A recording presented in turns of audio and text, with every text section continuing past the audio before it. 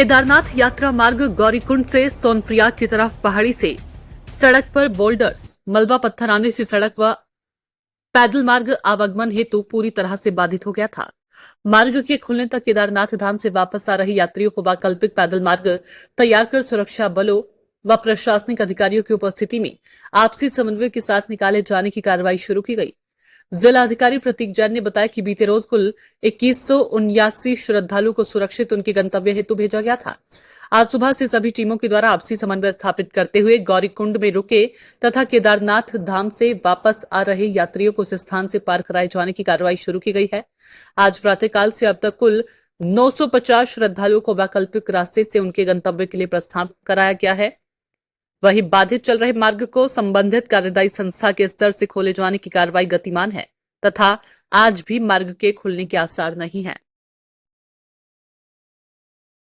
देखिए, मुनकटिया के आगे और गौरीकुंड के थोड़ा 1.5 किलोमीटर पीछे हमने देखा है, परसों रात को बहुत हैवी बारिश हुई थी। वहाँ पे अलर्ट भी था और इसीलिए पहले से ही पुलिस ने और एसडीआरएफ ने सभी यात्रियों को भी अलर्ट कर दिया था कि उस एरिया में क्रॉस ना करें।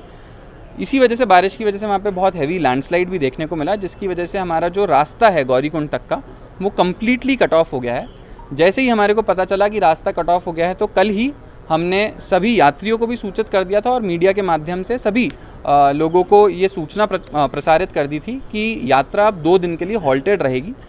जाहिर तौर पर अगर रास्ता ही बंद है तो यात्रा को संचालित करना मुश्किल हो सकता है, इसमें यात्रियों को भी डिफ़िकल्टी आ सकती है। लेकिन जब ये लैंडस्लाइड हुआ तो हमारे डेटा के हिसाब से तकरीबन 3000 लोग गौरीकुंड के ऊपर और पूरे केदारनाथ धाम क्षेत्र में थे। इनमें से 2179 लोगों को कल ही एसडीआरएफ के माध्यम से एक ऑल्टरनेट हमने ट्रैक रूट बनाया और 2179 लोगों को उस ट्रैक रूट के माध्यम से इवैक्यूएट प्रॉपर्ली सेफली कराया गया।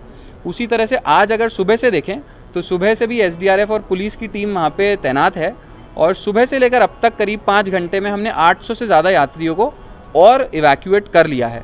अब कुछ ऐसे यात्री और थे जिन्होंने केदारनाथ जी की यात्रा कल प्रारंभ करी गौरीकुंड से, तो वो धीरे धीरे जैसे ही नीचे आएंगे व्यवस्था पूरी अच्छे से बनी हुई है और उनको भी सिक्योरली इवैक्यूएट कर दिया जाएगा। अगर कोई बुजुर्ग है, कोई बच्चे हैं जिनको इस रास्ते पे जो ट्रैक रूट बनाया है, वैकल्पिक तौर पे जो रास्ता बनाया है, उससे आने में तकलीफ़ हो रही है, तो हम ये इंश्योर कर रहे हैं कि वहाँ पे उनके लिए एडिक्वेट अकोमोडेशन की फैसिलिटी हो, उनके रहने की व्यवस्था प्रशासन द्वारा कराई जा रही है और उनके खाने का भी प्रॉपर इंतज़ाम किया जा रहा है।